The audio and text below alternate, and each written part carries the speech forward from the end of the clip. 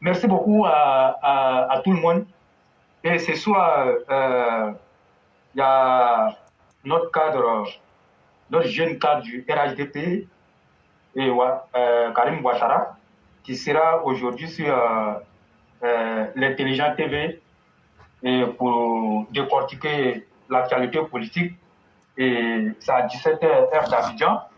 Et donc les gens pourront se connecter sur cette web TV là pour écouter un peu ce qu'il va dire. Et ça m'amène à encore me prononcer sur la porcherie Gore qu'on a dénommée PPACI. Et je le dis, PPACI, c'est un nouveau parti qui est créé avec des anciens brigands. C'est comme ça que je vais le dire. Parce que ces anciens brigands-là ont maltraité la Côte d'Ivoire durant plus de 10 ans. Mais à la fin, on a vu les résultats. Et éclairer le texte que tu as lu de notre père Khalil Koulibaly. Oui. Et je crois qu'il n'y a rien à dire. Et Laurent Gbagbo, comme je l'ai toujours dit dans mes communications, aujourd'hui est en train de se laver les mains. Il est en train de transformer la victime en bourreau. Et lui qui est le bourreau en victime. Mais je l'ai dit, on ne va jamais accepter que Laurent Gbagbo, après avoir dirigé la Côte d'Ivoire de 2000 à 2010, je veux même dire à 2011, avril 2011, qui a laissé des traces indélébiles très mauvaises ici en Côte d'Ivoire, puisse venir se faire passer pour la victime. Et ça sera une insulte à tous les Ivoiriens. Mais on ne va pas accepter. Et moi, je l'ai même dit. Quelqu'un qui dit qu'il n'a rien fait, mais pourquoi court tant derrière une amnistie? Si tu n'as rien fait, pourquoi tu cours derrière une amnistie? Pourquoi tu vas dire au président que toi, tu ne veux pas d'une grâce présidentielle et que tu veux une amnistie? Ils sont allés au dialogue politique. C'était l'une des premières conditions de cette opposition-là. Que Laurent Gbagbo soit lavé de ses crimes et qu'on fait abstraction de tout ce qui est procédure judiciaire. Quand le ministre Touré Mamadou a évoqué ce point-là, pourquoi Katina n'a pas pu dire que ce que le ministre Touré Mamadou dit, c'est faux? Mais il s'est contenté de dire non, on n'a jamais dit ça. Mais alors que vous n'étiez pas les seuls à la table de discussion. Il y avait beaucoup de personnes qui étaient là-bas. Et vous dites de libérer Dogo Blé, de libérer CK. Et c'est là, les gens disent non, que ça ne peut pas se passer. Voilà l'énervement de Laurent Gbagbo. Et tout ce qu'on va entreprendre comme consultation nationale, Laurent Gbagbo, parce qu'on ne lui a pas accordé l'amnistie, va boycotter tout et va se mettre dans la peau d'une personne maintenant qui devient rebelle, qui devient encore plus dangereux que ce que nous avons connu. Parce que une parole peut être plus dangereuse qu'une Kalachnikov. Et le PPACI est plus dangereux que les Kalachnikov qu'ils ont pris pour nous tuer. Je dis le PPACI actuel. Parce que les propos qui sortent ne sont pas de nature à favoriser un climat, en tout cas de paix en Côte d'Ivoire. Il ne suffit pas de prendre des calages pour aller tuer les gens. Mais avant d'aller tuer quelqu'un, mais c'est un fait qui engendre ça. Mais c'est par les propos qu'une guerre peut venir dans un pays. Ce n'est pas les mêmes propos qui ont fait qu'il y a eu la rébellion. Parce que s'il n'y avait pas ces propos des xénophobes, d'ivoiritaires, il n'y aurait jamais à voir une rébellion en Côte d'Ivoire. Et donc, avant de tuer quelqu'un, on passe d'abord par des propos. Mais si ces propos-là sont bien dits, il n'y aura pas de guerre. Mais quand on prend ces propos pour marginaliser une partie du pays, et pour taxer des gens de faux ivoiriens, d'étrangers, vous pensez qu'on est sorti de l'auberge. Moi, je le dis, il ne faudrait pas que les gens s'amusent avec cette affaire. Moi, je suis un homme averti. Je ne serai jamais surpris de ce qui va arriver en Côte d'Ivoire, parce que je suis averti. Ceux qui font semblant de ne pas écouter et de ne pas voir les choses, c'est eux qui seront surpris. Sinon, nous ici, là, sur la plateforme Éclaireur Pro Vérité, là, si un élève de la classe Éclaireur Pro Vérité dit, quand ça va arriver, s'il dit que lui, il a été surpris, c'est que ce n'est pas un bon élève. Il était en classe, mais il ne suivait pas. Il était en classe, mais son esprit était ailleurs, comme on le voit avec certains élèves. Mais ici, là, le vrai élève, là, ne peut pas dire quand ça va arriver, il ne peut pas dire que lui, il a été surpris. Mais c'est ce que nous sommes en train de voir. Et donc, Laurent Gbagbo, dans ses œuvres, accompagné par ses caciques, mais nous, on va démanteler ce réseau-là. Et je l'ai dit, nous, on n'a pas peur d'eux. Hein. On n'a pas peur d'eux. Ils étaient au pouvoir, avec tous les leviers du pouvoir. Et le palais présidentiel, qui est censé être la vitrine de la Côte d'Ivoire, était devenu une poudrière. Et nous avons vu les caisses de munitions, les cargaisons d'armes. Mais il s'était fait entourer avec ça. Mais il a été choucoté. Donc nous, là, nous, on a assis au pouvoir, là. C'est là que vous allez voir la force de frappe. Et je l'ai dit, nos comportements de RDA, là, nous, on n'a pas laissé. Parce que c'est comme ça, nous, on a été forgés. Vous dites que ce n'est pas beau ou rien, non. Mais nous, on n'est plus à dos mouton que vous. Et nous, on n'est plus à dos mouton que vous. Des vieilles désœuvrées, des vieilles femmes qui n'ont plus d'avenir, qui n'ont que des souvenirs, c'est que vous allez manipuler pour venir mettre, comme on appelle, pour venir parler. Et tenez-vous bien, ce que les vieilles femmes l'ont dit là, c'est des choses qui ont été préparées. Hein. Pourquoi elles ont accepté de se faire filmer? Et c'est un cadre du PPACI qui a filmé ça. Donc ça veut dire qu'ils se plaisent dans cette situation-là. Comme ils n'ont rien pu apporter à la Côte d'Ivoire, aujourd'hui, il faut faire tout pour gâter le bilan du président Hassan Ouattara. Mais vous ne pouvez pas, hein. Vous ne pouvez pas. Laurent Gbagbo est dépassé. Laurent Gbagbo est comme un objet obsolète. Il ne peut plus rien faire et il est périmé. C'est comme une marchandise, là. Quand une marchandise est périmée, là, qui veut aller là-bas? Personne ne veut aller là-bas. Et au PPACI, je vous ai dit hier, il y a une guerre farouche de positionnement qui est en cours aujourd'hui au PPACI. Et ça, c'est un autre avantage. Il y a une guerre de positionnement qui ne dit pas son nom au PPACI. Mais la guerre sera ouverte très bientôt. Iber Oulaï, Katina, Damana Pikas, Stéphane Kipré, les Lida Kwasi Moïse, les Aswa Adou, ils sont pleins comme ça. Et Nadi Bamba. Nadi Bamba a son clan. Il y a beaucoup de clans au PPACI. Et le discours de Laurent Gbagbo, parce que Laurent Gbagbo a fait tout son bilan. Il a fait le bilan de son existence. Au cours de la cérémonie qui a été organisée au Palais de la Culture.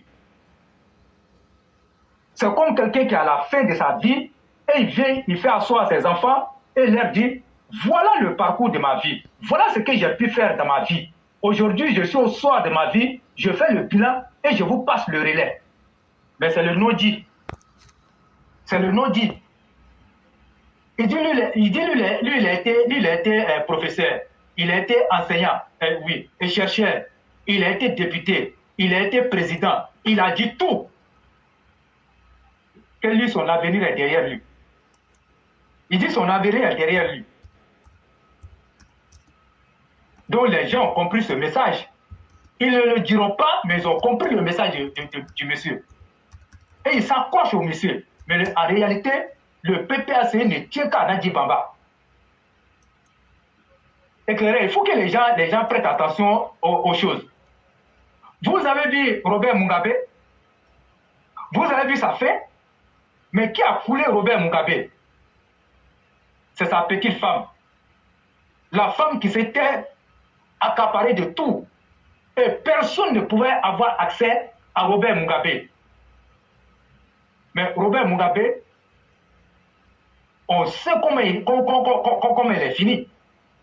Donc c'est le même scénario qui va se passer dans cette porcherie gore-là. Asseyez-vous seulement pour regarder.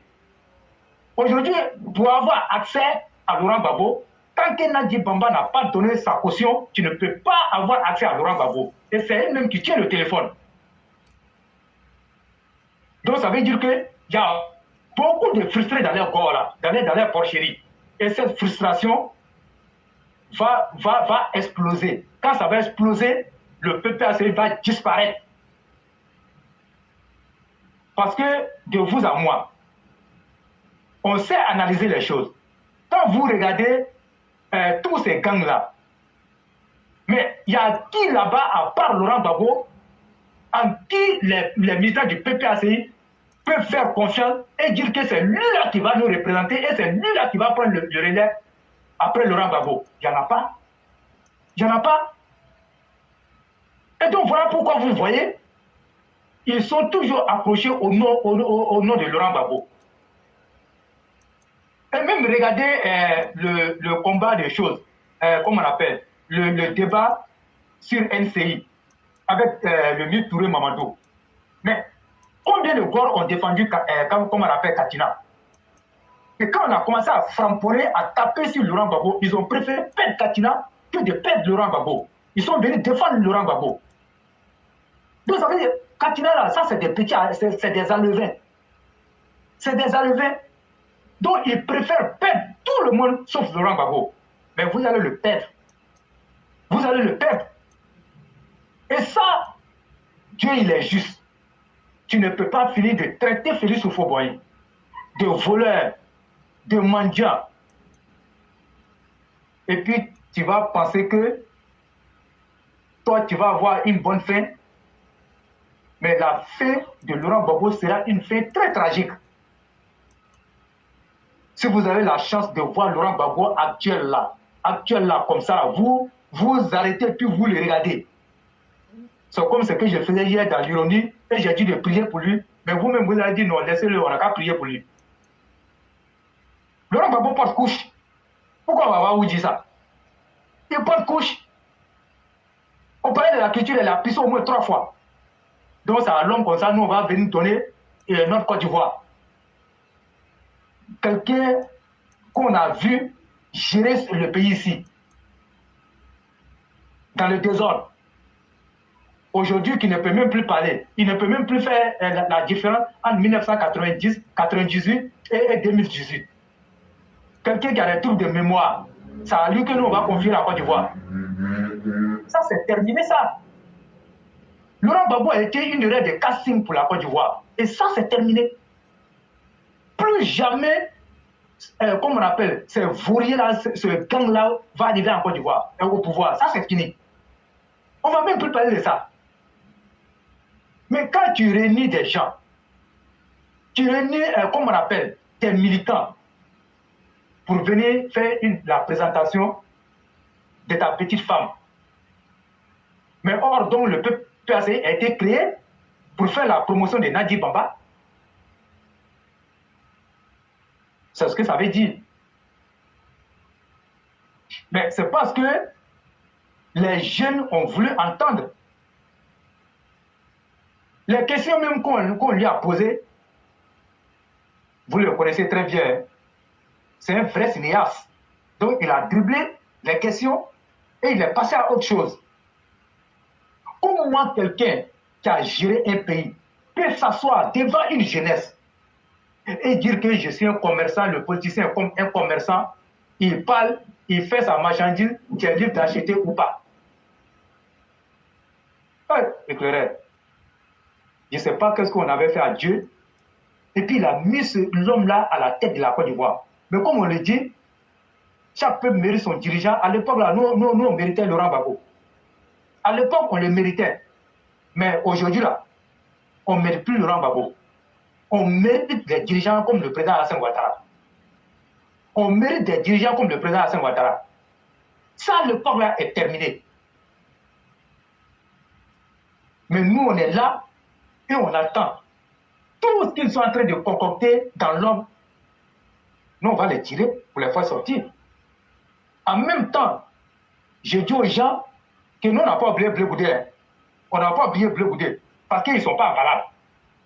En 2025, ils vont se retrouver contre le RHDP.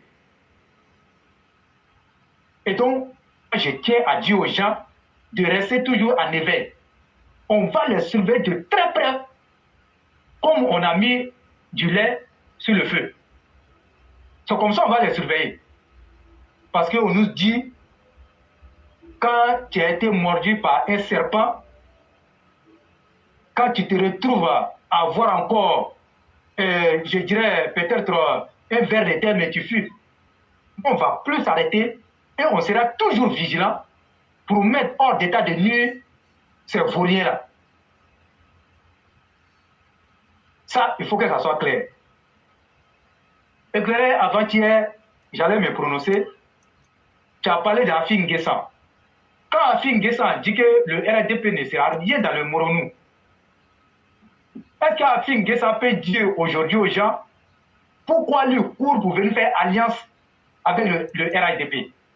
Est-ce qu'Afi peut avoir au moins le courage de dire aux gens j'ai décidé de faire l'alliance avec le RDP pour telle ou telle raison? Mais Afi N'Guessan ne va pas parler de ça. Il ne va pas parler de ça. Donc tout ça pour dire que le RDP pèse bien dans le Moronou. Afi N'Guessan voit son poste de conseil régional menacé. Donc il est obligé de venir faire alliance avec nous pour qu'au moins on lui laisse ce poste-là. Parce que si on a arraché ce poste à Afi N'Guessan, il sera un président d'un parti politique, mais sans pouvoir. Et puis les présidents des partis politiques. C'est quel parti? Donc, on est en politique, comme on le dit, les deals, comme on appelle, les alliances se font et se défont. Mais moi, je suis d'accord un peu avec l'alliance de Pascal Afi N'Guessan. Au moins, il a des militants derrière lui. Il a des militants derrière lui. Peut-être d'autres, je n'ai pas dit tout le monde, ceux qui sont lucides et qui ont vu le travail du président Hassan Ouattara, ils peuvent nous donner des voix. Mais Kalou Bonaventure, comme on le dit chez nous à Côte d'Ivoire, on est tombé. Kalou Bonaventure, j'ai dit, Kalou Bonaventure, il a quelle base politique? Il a quelle base politique? Il a qui derrière lui? Allez-y voir, va voir. Allez-y voir, va voir. J'ai un ami qui est venu de Vavois hier. Allez-y voir, va voir. Voilà des gens qui ne peuvent rien apporter à la population, mais qui sont venus prendre place des gens. Ceux-mêmes qui pourraient apporter quelque chose à la population, ils sont venus prendre les postes parce qu'ils ont les moyens. Sinon, c'est un faux recrutement que le RDP a fait concernant le cas de Kalou Bonaventure. Dodo Gouali, mais c'est quelqu'un qui draine du monde. Le gars du PDC qui est venu là, c'est quelqu'un qui draine du monde. Mais un parti politique a besoin, comme on appelle, d'une base. Un parti politique n'a pas besoin d'une coquille vide, comme les Kalou Bonaventure. Mais comme vous le savez, nous sommes dans un parti politique où il y a des affinités, des gens, certains de nos cadres qui ont l'air amis ailleurs, préfèrent les prendre pour venir manger, comme on le dit, sans rien apporter à la famille. Mais quand tu manges, il faut apporter quelque chose. Mais Kalou Bonaventure va nous apporter quoi même? Moi, je vais le dire. Il va nous apporter quoi? Il va nous apporter quoi? Il veut encore qu'on lui laisse la mairie de Vavois, mais il sait qu'en venant au RADP, ils vont le choisir comme candidat. S'il y a un candidat indépendant là-bas, il n'a qu'à prendre ça. On va susciter un candidat indépendant au sein du RADP pour prendre la mairie de Vavois. Kalou Bonaventure ne va plus gérer ça. Il faut qu'on arrête. Il était avec le CNT. Il était avec le CNT, il était d'accord avec ça. Et il avait même commencé à taper sur le pouvoir. Il n'a jamais digéré le fait que le président Hassan Ouattara soit au pouvoir. Lui, il a fini son football là. Il pense que le football et puis la politique là vont de pair. Tu ne peux pas venir faire. Maintenant, tu sais que tu vas perdre là, toi, tu vas venir te jouer les tours ici. Moi-même, j'accuse même, comment on appelle le directoire. C'est le directeur qui nous met dans ce genre de situation. Vous partez prendre des bras cassés. Lui, il va apporter quoi au RADP? Qu'est-ce qu'il va nous apporter? Kalou Bonaventure va nous apporter quoi? Et ils sont pleins comme ça qui sont allés ramasser. Et là, ils vont nous apporter quoi? Les vraies questions sont là. Ceux qui peuvent nous apporter quelque chose là, envoyez-les. Le RDP n'est pas fermé, mais on ne prend pas n'importe qui pour envoyer dans la famille. Quelqu'un qui ne va rien apporter dans la famille, vous l'envoyez pour venir prendre place des gens. Peut-être qu'on aurait à avoir un candidat qui allait apporter quelque chose au RDP et à la population de Vavois. Mais vous allez prendre Kalou Bonaventure pour venir mettre encore à la tête de cette population. Population de Vavois. Si on vous met Kalou Bonaventure à votre tête là, ne le votez pas. Moi, je le dis, ne votez pas Kalou Bonaventure. Vous avez vu comment il a géré? Il a apporté quoi? Il n'a même pas pu faire une brique à Vavois. Tout ce qu'il a vu un peu à la mairie, c'est ce qu'il a ramassé. Moi-même, quand j'ai vu, on dit Kalou Bonaventure, moi-même, ça, je riais, mais en même temps, ça m'a fait pitié. Le RDP peut aussi tomber bas pour aller chercher Kalou Bonaventure. Je dirais même comment on appelle, je dirais même, le plus petit parti même de Côte d'Ivoire va refuser Kalou Bonaventure. Il va refuser Kalou Bonaventure. Quelqu'un même qui ne peut même pas réunir 25 personnes. Parce qu'un comité de base, c'est 25 personnes. Lui, il peut faire un comité de base. Il peut faire un comité de base. Il n'a qu'à respecter les militants du RADP. Respectez-nous. Je dis respectez-nous. Moi, je m'adresse aux populations de Vavois, aux jeunes de Vavois. Ne votez pas Kalou Bonaventure. Même si le RADP l'a choisi. Il ne va rien apporter. C'est un deal qu'ils ont passé parce que c'est leur ami.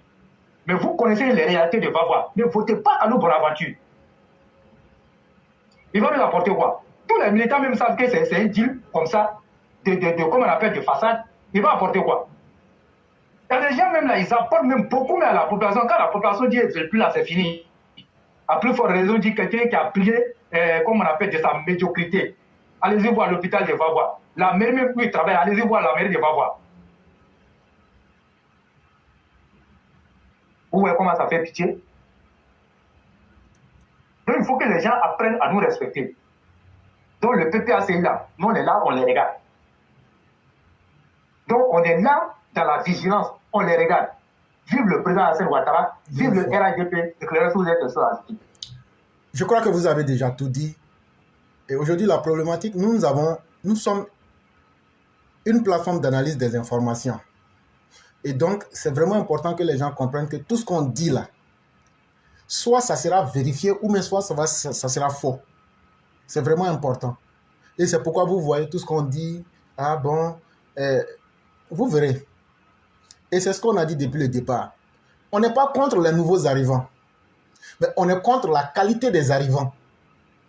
Parce que quelqu'un qui vient en tant que noyau vide, il ne peut rien apporter. Tu prends Kalou Bonaventure, tu le mets à la mairie là-bas. Est-ce que le RHDP là n'avait pas un candidat avant qui a compéti avec Kalou Bonaventure? Nous nous disons, rendons ce candidat là plus puissant, qui est de la maison, et demain là, même si on doit faire palabre avec lui là, le mérite à Vavois, si je prends le cas spécifique de Vavois, c'est qu'il n'est pas encore passé à la mairie. Il peut faire des promesses. Mais Kalou que vous voyez là, il ne peut plus faire promesses. Kalou que vous voyez là, il ne peut plus faire promesses parce qu'il n'a rien fait. Les gens vont dire, c'est candidat vide là que vous avez pris, quelqu'un qui n'a pas posé brique là. C'est ça que vous avez pris pour envoyer dans le parti là. En réalité, le directoire a fait du faux en donnant l'impression qu'ils ont coopté de nouvelles personnes. Mais ces nouvelles personnes-là, elles ont quel capital humain derrière? Il n'y en a pas. Elles ont quel acquis politique qui peuvent convaincre les gens? Il y en a très peu, sinon voire rien. Et c'est un exemple palpable qui est là. Et c'est ce que nous avons toujours dit. Mieux vaut rendre ces enfants plus puissants, ceux qui sont déjà sur le terrain, que de prendre de nouvelles personnes qui en réalité ne viennent que parce qu'elles ont faim et qui viennent en tant que des espions et qui viennent au dernier moment qui vont nous abandonner en plein vol.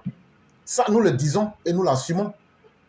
Et donc, nous avons le courage de dire au directoire, toute cette démarche-là pour faire croire que non, et les gens adhèrent en masse au RHDP, c'est de vous là, c'est de la poudre aux yeux.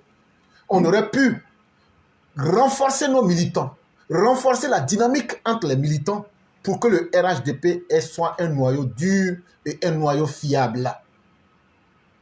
Et c'est ce que tu as bien démontré. On est en train d'aller déjà vers la fin de l'émission. On va dire vraiment merci à tous ceux qui nous ont suivis. Merci, en tout cas pour ma part, je ne sais pas si tu as peut-être le sujet à développer en quelques minutes. Non, voilà. Je vais aussi dire... Pas Et en ce qui concerne Laurent Gbagbo, ne vous trompez pas. Laurent Gbagbo est dans une stratégie, comme tu l'as dit, où aujourd'hui, il est dans les amalgames. Non, moi, on m'a libéré, hein, donc allez chercher votre criminel. Mais c'est d'Alassane Ouattara il parle. Oui. Quand les vieilles femmes, sous les effets du Koutoukou, ont insulté Alassane Ouattara, là, tout le monde a entendu. Quand Odette Lorugnon a dit que nos soldats sont des mercenaires, tout le monde a entendu. Quand Odette Lorugnon dit des paroles qui touchent même à la dignité du chef de l'État et de ses partisans, on leur dit non, non, non, vous n'êtes pas suffisamment humain, donc vous ne devez pas réagir. Or, nous voulons partager le même idéal dans une même république. Mais personne n'est prêt à laisser qu'on marche sur lui.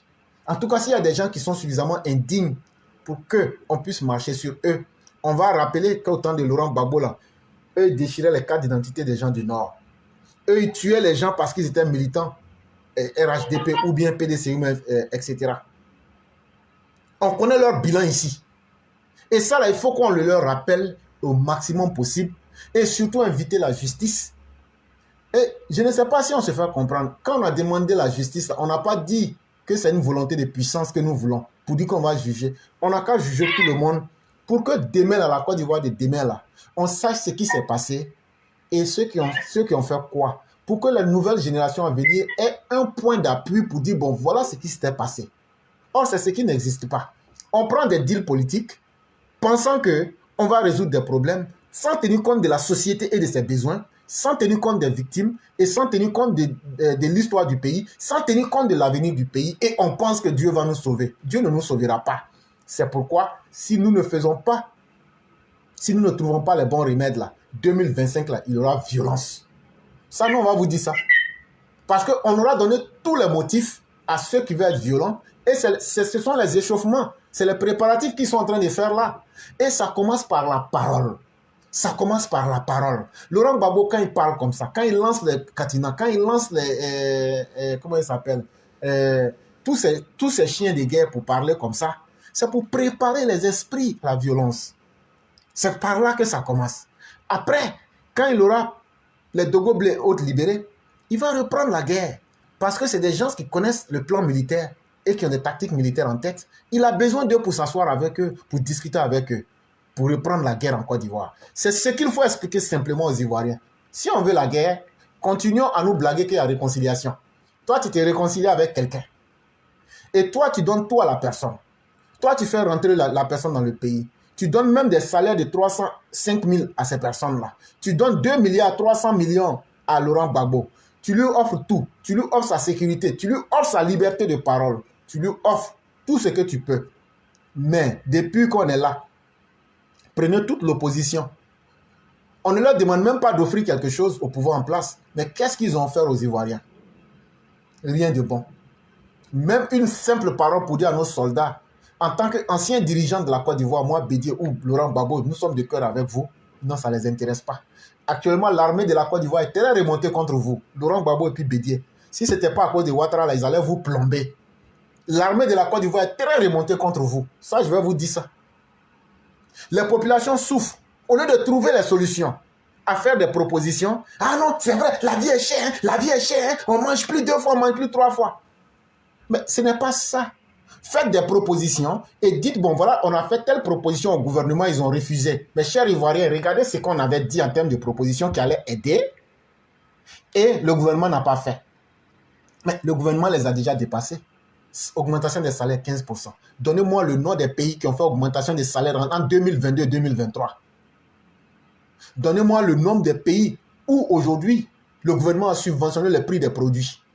L'inflation, quand on te dit que le taux d'inflation en Côte d'Ivoire c'est moins de 5% là, en fait là il faut se demander mais comment ça s'est passé? C'est que le gouvernement subventionne à coût de plusieurs milliards beaucoup de produits. C'est ça qui fait que le taux de l'inflation ne monte pas. Il faut aussi expliquer ça aux gens. Le gouvernement a créé toutes les conditions, connaissant les mentalités sur le terrain pour réduire les cas de fraude et les résistances à ne pas appliquer les lois en créant des structures pour dénoncer la corruption et tous ceux qui ne veulent pas respecter les règles. Mais quand tu as fini de faire tout ça, que nous-mêmes les populations, on ne veut pas dénoncer, on ne veut pas lutter pour notre propre intérêt, le gouvernement n'a qu'à faire quoi? Donc, on a encore augmenté le salaire là. C'est que toi, Laurent Gbagbo, tu as refusé en disant que toi, là, tu n'as pas une arme qui produit des trucs. Et donc, tout ça, c'est fait pour provoquer, et surtout maintenant, il a échoué bien sûr, mais il voulait désespérément faire monter cette jeunesse-là. Ah, il n'y a pas de travail, c'est pourquoi vous allez en Occident. Ah, il n'y a pas de travail, il faut qu'on ouvre les portes. Ah, on dit il n'y a pas de concours de CAPAO, et il faut qu'on ouvre les concours. Bon, si on finit d'ouvrir le concours là, qu'on leur donne les diplômes là, toi tu as un tribunal ou bien un bureau pour les employés, ça ne revient pas à la même question de l'employabilité. Et en plus, tout ça s'est fait sur fond de mensonges. Donc, Laurent Gbagbo, là, nous, on est dans son corps comme cancer. Et on ne va pas laisser. Ce n'est que le début. Mais tant que le président Ouattara est Ouattara, et qu'aujourd'hui, la liberté de la parole est là, nous, on va clairement montrer aux Ivoiriens la vérité du faux. Ça sera aux Ivoiriens même de choisir et de s'émanciper de la forfaiture, du populisme et du brigandage de Laurent Gbagbo. Et donc, chers frères, je dis merci à toutes nos mères. Je dis merci à tous nos Mao et toutes les Chao, tous les Chao et toutes les Mao. Je dis merci à tous les élèves de la classe. Merci à tous ceux qui nous aiment véritablement. Merci à tous ceux qui nous soutiennent. Merci, merci infiniment à tous ceux qui sont avec nous. Que la grâce de Dieu demeure en chacun de nous. Le roi du printemps, vous avez la conclusion. Ok, merci beaucoup à tout le monde. Merci infiniment à tous ceux qui nous ont suivis. Et prions beaucoup pour que le président Hassan Ouattara ait la santé. Amen. Et prions aussi pour que Laurent Gbagbo puisse avoir beaucoup de malheur. Amen. Et puis son groupe. Amen. Amen. Amen. Amen. Amen.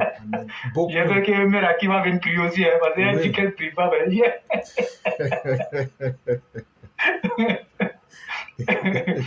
Donc, merci beaucoup aux uns aux autres. Et je dis bonsoir à Djanguiné Diarra et à Michel Tono Gio. Merci beaucoup à Flossi Kone. Merci à Félix Terra. Merci infiniment au doyen Ouattara S. Mamadou. Et à Alexandre Aoussoué, son grain et Amsokro. À Amiral Olivier qui dit aussi qu'il ne prie pas pour Laurent Gbagbo. Merci beaucoup à notre mère Mariam Kamara, à Adama Kone. Merci à Kevin Kwasi. Merci aussi à mère Fiona Kora.